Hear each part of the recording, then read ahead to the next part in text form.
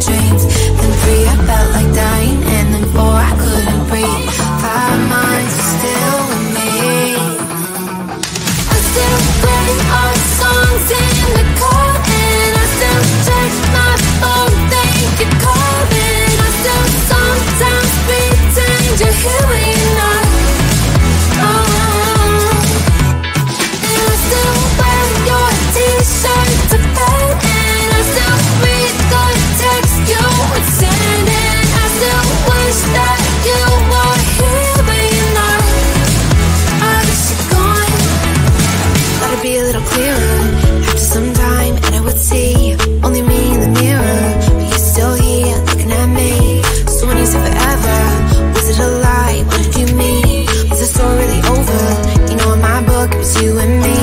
I finally blocked your Instagram stories, took down all your pics from the walls.